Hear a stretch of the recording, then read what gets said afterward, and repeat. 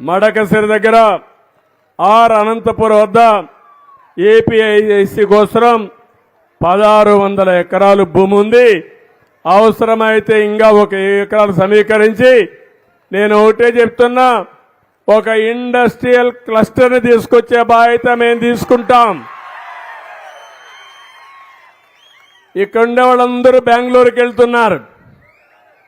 తప్పదు, వెళ్ళాలి. 10 రూపాయలు సంపాదించుకొని వద్దాం. కానీ నా ఆలోచన ఇక్కడుండే వాళ్ళకి ఇక్కడే ఉపాధి కల్పించే బాధ్యత తీసుకుంటాం. అందుకే మొన్ననే అందరూ క్యాస్ట్ సెన్సస్ చేస్తారు. మన ప్రభుత్వం స్కిల్ సెన్సస్ చేస్తున్నాం. నైపుణ్యాన్ని బేరే చేసి మా తమ్ముళ్ళు యువతున్నారు, చాలా ఉత్సాహంగా ఉన్నారు. మొన్న ఎన్నికల్లో మీ శక్తి ఏంటో నిరూపించారు. ఇప్పుడు నేను హామీ ఇస్తున్నా, మీ అందరికీ మీ నైపుణ్యాన్ని పెంచుతాను. ఇక్కడుండే మీరు ప్రపంచం మొత్తం పనిచేసే విధానానికి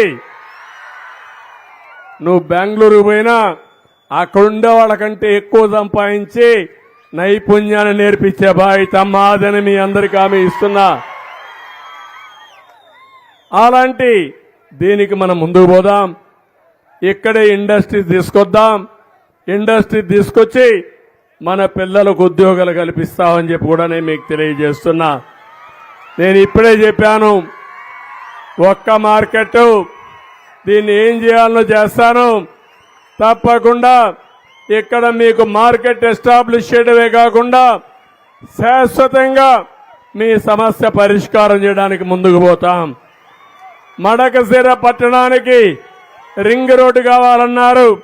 తప్పకుండా 60 కోట్ల రూపాయలతో రింగ్ రోడ్డు వేయించే బాధ్యత తీసుకుంటాం. అన్ని గ్రామాలకి ఇంటింటికి కొళాయి ద్వారా నీళ్లు ఇచ్చే బాధ్యత కూడా తీసుకుంటాం. ఇది కాకుండా అగళి మండలంలో గాయత్రి కాలనీ వద్ద ప్రభుత్వ భూమి ఉందన్నారు. అది కూడా తీసుకొని పరిశ్రమలు పెట్టడానికి ఏం చేయాలో ఆలోచిస్తామని చెప్పి కూడా నేను మీకు తెలియజేస్తున్నా. ఇది కాకుండా మీరు చూస్తే సప్తదేవత ఆలయ సమూహాన్ని బాగా అభివృద్ధి చేసే బాధ్యత కూడా తీసుకుంటాం. మడకశిర రెవెన్యూ డివిజన్ కావాలన్నారు. అవకాశం ఉంటే ఇది కూడా చేస్తాం. పుట్టపర్తి నుండి మొదలైన NH 7 నుంచి NH 44 అనుసంధానం చేస్తూ పెనుగొండ, మడకశిర, గుడిబండ, అమరాపురం మండలాలు కలుపుతూ కర్ణాటక హిరియూరికి నేషనల్ లింక్ కావాలన్నారు. అది కూడా వర్కౌట్ చేస్తామని చెప్పి తెలియజేస్తున్నా. ప్రతి ఒక్క పంచాయతీకి ఒకటి హామీ ఇస్తున్నాను. R&B రోడ్లు కానీ పంచాయతీలో ఇన్ఫ్రాస్ట్రక్చర్ కానీ ఏం చేయాలో అవన్నీ చేస్తాం. అదే మరి ఇక్కడికి వచ్చినప్పుడు కాలేజీల విషయం మాట్లాడారు. అవన్నీ ఎంతవరకు వీలైతే ఎంతవరకు అవసరం ఉంటే అన్ని చేస్తాం. పేదవాళ్ళందరికీ ఇళ్లు కట్టించే బాధ్యత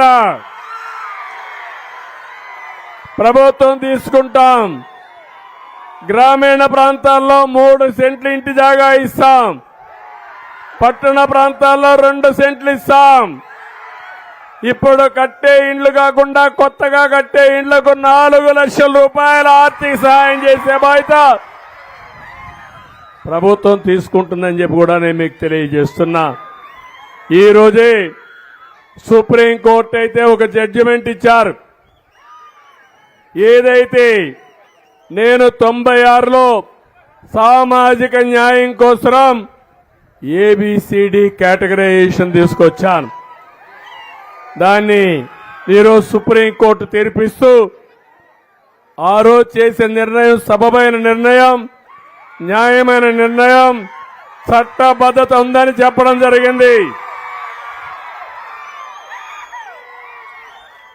మేమెప్పుడు కూడా సామాజిక న్యాయం కోసం ముందుకు పోయాం. సమాజంలో ఉండే అన్ని కులాలకి, అన్ని మతాలకి, అన్ని ప్రాంతాలకు న్యాయం జరగాల్సిన బాధ్యత ఉంది. ఇటీవల ప్రధానమంత్రి గారు కూడా నరేంద్ర మోడీ గారు ఎస్సీస్ కు ఏబిసిడి కేటగరైజేషన్ ఆమోదించారు. ఇది శుభ పరిణామం. నేను ఒకటి హామీ ఇస్తున్నా, ఎవరికి అన్యాయం జరగకుండా అందరికీ న్యాయం జరిగేట్టుగా ఏబిసిడి కేటగరైజేషన్ ద్వారా సామాజిక న్యాయం చేసే బాధ్యత మేము తీసుకుంటామని మీ అందరికీ హామీ ఇస్తున్నా.